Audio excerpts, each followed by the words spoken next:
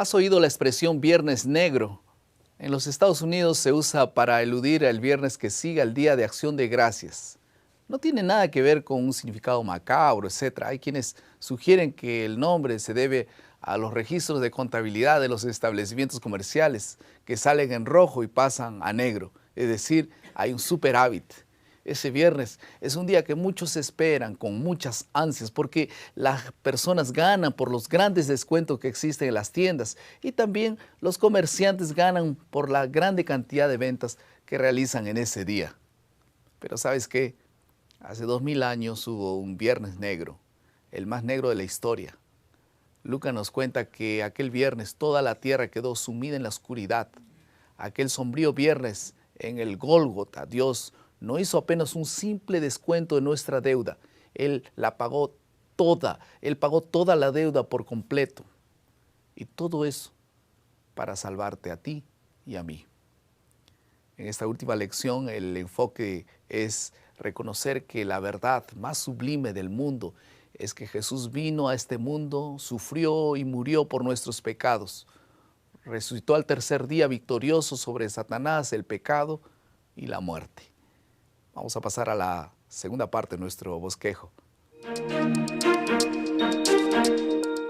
Estamos en la lección número 13, la última lección de este trimestre. Y yo quiero agradecer mucho a Dios porque ha sido una verdadera inspiración, un alimento riquísimo para todos nosotros. Quiero agradecer también la presencia del doctor Gluder Quispe, que gentilmente nos ha acompañado en toda esta jornada de grabaciones. Muchas gracias por estar con nosotros. A usted la gracia, ha sido un privilegio recorrer por los versículos del Evangelio de Lucas, que nos muestra que realmente que Jesús vino a buscar lo que se había perdido.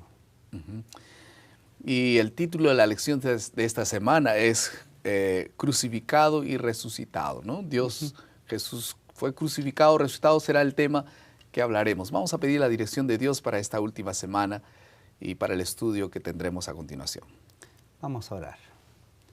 Querido Padre, gracias porque eres bueno y en esa bondad tú nos muestras la victoria, esa victoria, la resurrección de tu Hijo, porque vivimos en esperanza, vivimos con el anhelo de verlo pronto, como Rey de Reyes y Señor de Señores. Señor, ahora acompáñanos al repasar esta última lección del Evangelio de Lucas. En el nombre de Jesús.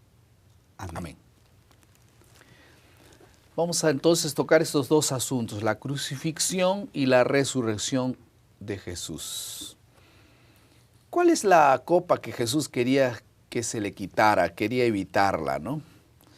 Porque él sabía que iba a morir, pero Jesús no era un loco suicida que quería morir tampoco, ¿no? Ahí en Lucas capítulo 22, versículos 39, nos cuenta que Jesús ora allí en Getsemaní. Y saliendo, se fue como solía. Es interesante, Lucas siempre poniendo esas palabritas adecuadas, esos detalles que los otros evangelistas no lo toman en cuenta, como solía. Al monte Los Olivos, y sus discípulos también le siguieron. Cuando llegó a aquel lugar, les dijo, orad, que no entréis en tentación. Y se apartó de ellos a una distancia como de un tiro de piedra. Puesto de rodillas, oró, diciendo, Padre, si quieres, pasa de mí esta copa. ¿Cuál copa? La copa de la carga del pecado de la humanidad. Está mostrándonos aquí un Lucas que Jesús es real, es un ser humano, que también sabía perfectamente que probablemente Él había venido a rescatar al mundo y algunos no iban a ser recíprocos a ese llamado de venir a Él. El pecado era tan fuerte que Él como ser humano no podía resistirlo. Pero hay un detalle que es precioso y es la siguiente oración. Pero no se haga mi voluntad, sino la tuya. Aquí está el secreto de todo. El secreto de decir estas palabras, no se haga mi voluntad. Viene a una palabra que está repetida aquí 5 veces, que significa oración. Hacer la voluntad de Dios, aún en el mismo ejemplo de Jesús, es en una total dependencia de Él. No se haga mi voluntad, sino la tuya. El pecado es fuerte, pero Señor, haz tu voluntad. Es un ejemplo que Jesús nos da allí en un momento agonizante, allí en el Getsemaní, a cada uno de nosotros. Es un lindo ejemplo de querer seguir, porque Él es un ser humano y era Dios también, solo que estaba ahora actuando el ser humano, que era Jesús, ¿no? Y además de esa carga de pecado que estaba sobre su cuerpo, que lo hizo sufrir en forma física, de tal manera que inclusive de su sudor caían como gotas de sangre, ¿no? Eso quiere decir que el sufrimiento fue indescriptible y en algún momento Él incluso quería que sus discípulos lo acompañaran en oración por la agonía terrible que estaba teniendo. Entonces la pregunta es, esa agonía que Él estaba sufriendo y que estaba desfigurando prácticamente su cuerpo y las gotas de sangre, todo eso era por causa del peso del pecado, ¿no? El pecado es lo que hacía en Jesús. Ahora estamos hablando de un ser humano. ¿Cómo iba a cargar todo eso? Él realmente se sentía débil. Como ser humano. Como ser humano. Pero la carga de pecado está ahora sobre Jesús como Dios, ¿no? Como Dios, claro. Pero estamos hablando ahora de esa carga del Señor. Humanidad, de la parte humana de Jesús. La parte humana de Jesús. Y esa es la lucha más grande y un gran ejemplo que Jesús nos muestra a nosotros que sí es posible vencer. Por eso al final les recomienda y les dice, levantaos, orad para que no entréis en tentación. Está hablándonos de que probablemente Jesús, la tentación no es pecado. Y ahí Jesús tenía la tentación, Señor, ¿qué hago? ¿Paso o no paso? Está duro esta cosa. ¿Qué hago? Pero tenía que llevarlo, porque había un final feliz. Y él sabía perfectamente lo que esperaba, pero en el momento fue duro, fue una lucha realmente cósmica, grande. El diablo estaba encima de él. ¿Qué es lo que mató a Jesús al final? ¿Por qué Jesús murió? Murió por el peso de los pecados, lógicamente, pero no fueron los romanos que mataron a Jesús, ¿no? No fueron ni siquiera los judíos al final de cuentas. Fuimos nosotros, ¿no? Fuimos nosotros, era el pecado. Y es la indiferencia. Hay una autora que dice... Pero mismo no siendo la indiferencia, ¿no? Mismo así fueron nuestros pecados que Él cargó. Siendo yo aún sensible y aceptando la muerte de Él la tuvo que llevar.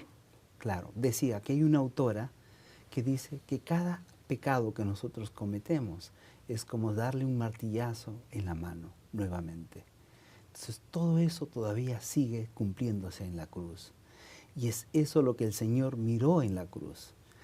Lo que mató a Jesús fue aquella carga. Ahora es algo interesante. Pues Jesús ya murió, ¿no? Ya murió. Ya no seguimos matando a Jesús.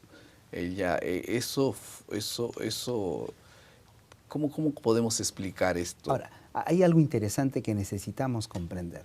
Jesús fue llevado a la cruz y colgado en la cruz a las 9 de la mañana. Y murió, dice, a las 3 de la tarde, a la hora nona. ¿A qué hora era el rito que se llevaba en la mañana? 9 de la mañana. ¿A qué hora era el rito de la tarde? A las 3 de la tarde. Jesús estuvo colgado 6 horas allí en la cruz. Se estaba cumpliendo lo del Cordero, aquello que los judíos practicaban a diario. Y es por eso que a partir de las 3 de la tarde, de aquel viernes oscuro, negro, terminó el sacrificio y Mateo nos cuenta de una forma gráfica, donde el Cordero se escapó, donde la cortina se quebró. ¿Por qué? Porque allí nos está mostrando que ahora es Cristo aquel Cordero que había sido entregado su vida, que había entregado su vida por nosotros. Ya no tendríamos más necesidad de matar corderos el cumplimiento de la promesa, la victoria fue consumada, ¿no? Consumada. Pero había otro asunto que había que ocurrir todavía, ¿no? Claro, que tal era vez, la resurrección. Y esa es la mayor victoria. En realidad, con la cruz, con la muerte de Cristo, es solamente un proceso de la victoria. La victoria final es que tenemos un Dios vivo, no muerto.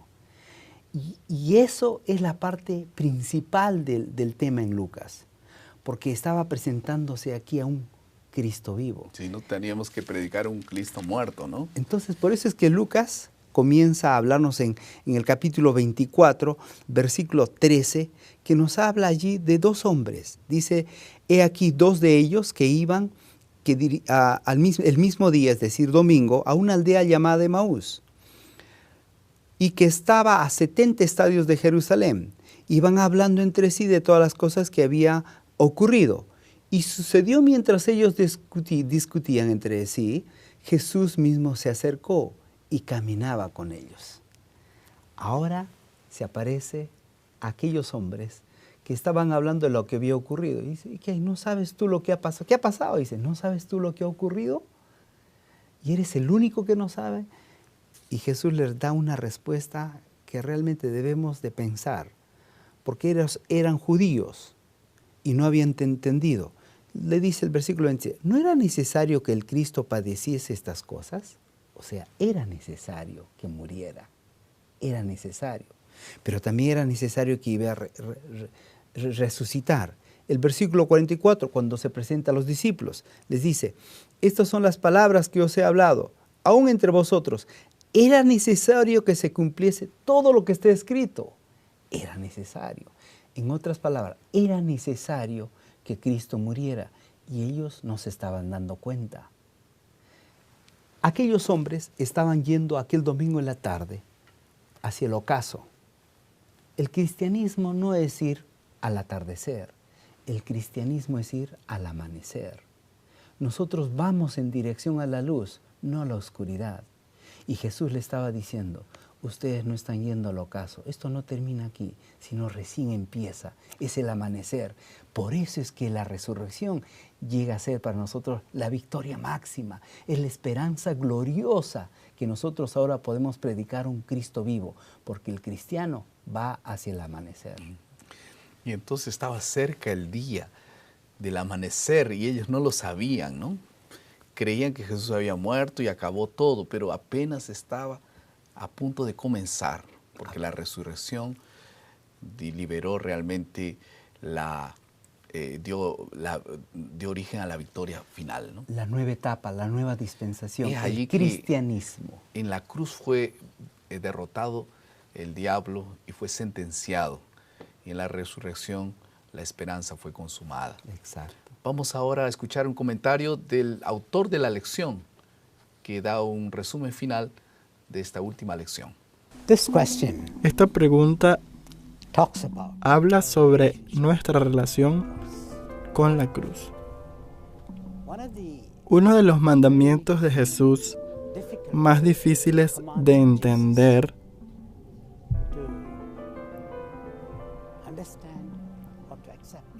y de aceptar es cuando Él dice, toma la cruz y sígueme. Toma tu cruz y sígueme.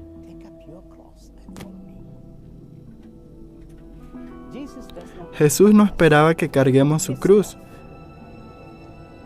Su cruz nosotros nunca podríamos cargarla, porque su cruz representa su compromiso, su promesa y su pacto con su Padre. Morir por los pecados de todo el universo. Cuando Jesús nos pide tomar nuestra cruz, Él no está pidiendo para que tomemos nuestra cruz y muramos por nuestros propios pecados.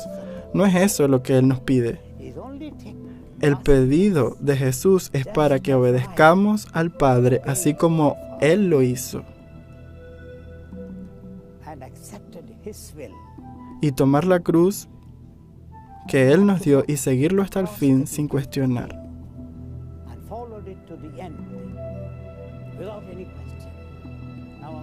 Ahora te pregunto, yo te di una cruz, tú la sigues, independientemente de lo que signifique para ti. La cruz del rechazo, la cruz del sufrimiento, la cruz de las necesidades físicas,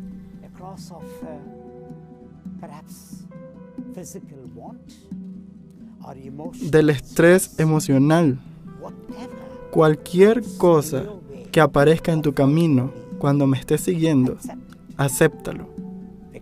Porque después de estar sufriendo, habrá restauración y alegría. Eso es lo que un predicador dijo. Hoy puede ser el viernes de la crucifixión. Pero después viene el día de la resurrección. La crucifixión no es el fin. Resurrección es la promesa dentro de la crucifixión.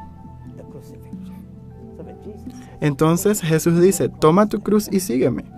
Carga cualquier sacrificio que hayas pasado al seguir el Evangelio de Jesús.